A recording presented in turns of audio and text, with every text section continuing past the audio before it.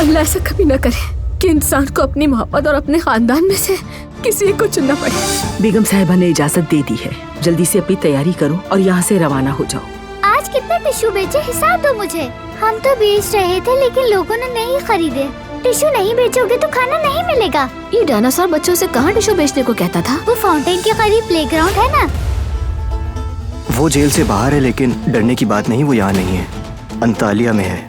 सना, तुमने उस आदमी को छेड़ा है ना, अगर उसे जरा सा भी शक हुआ तो वो हमारे पीछे आ जाएगा। इस मामले से दूर रहो। जमरुद, क्या है ये? बारान साहब ने अपनी वाइफ के लिए मंगवाया है। जैसे उसका बन ठन कर वहाँ जाना बहुत जरूरी है। बहुत खूबसूरत है। मैं चाहता था कि आपको और भाई को अपना बनाया हुआ स्पेशल कार्ड दूं। कैसा कार्ड? हमारे ड्रामे का इनविटेशन। जिहान मैं वहाँ नहीं आऊंगी क्योंकि मैं फैमिली का हिस्सा नहीं। वो नहीं भूली।